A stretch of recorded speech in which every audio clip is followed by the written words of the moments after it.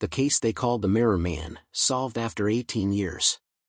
For nearly 2 decades, every victim described the same thing, but none ever saw his face.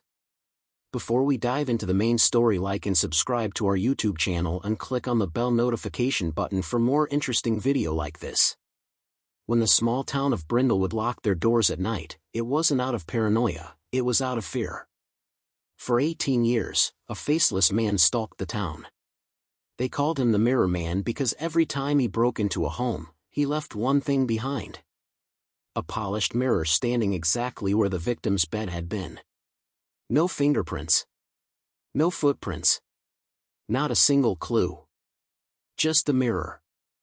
For years, police believed it was the work of a disturbed vandal, until they discovered something horrifying. Every mirror contained a hidden camera the intruder installed inside the frame.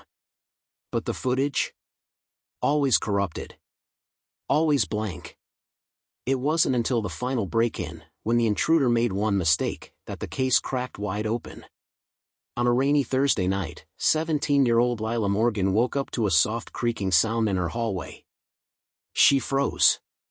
Her parents weren't home. The house should have been silent.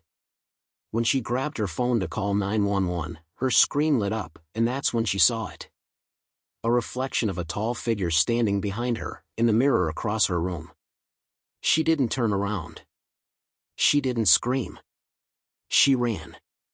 Police swarmed the house minutes later, but the intruder was already gone.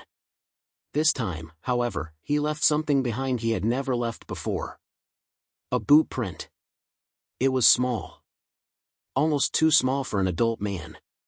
Detectives dug deeper and found a shocking pattern. Every home he entered had one thing in common: they all belonged to families connected to a former foster home that burned down 18 years earlier. A foster home the town never talked about. Forensics traced the boot print to a discontinued pair of work boots once issued by a local rehabilitation center. Only 3 adolescents ever received that exact pair. 2 had moved away. 1 stayed in town. His name was never released. But investigators revealed this. He was a former foster child who grew up unseen, unheard, invisible. Someone who learned to walk without making a sound. Someone obsessed with watching people because no one ever watched him. When officers finally arrested him in an abandoned farmhouse, he didn't resist. Instead, he said one chilling sentence. "I just wanted to see what it felt like, to live in someone else's reflection." Inside the farmhouse were 68 mirrors, all neatly arranged and cleaned daily. Each one pointed at a different angle. A maze of reflections. A life built entirely from watching others. The case was officially closed after nearly 2 decades. But even now, residents swear that on quiet nights, they still hear a faint creak in their hallway, and see a flicker of movement in the corner of their mirror.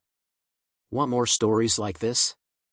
Hit like and subscribe so you don't miss any of our story, because this is just getting started.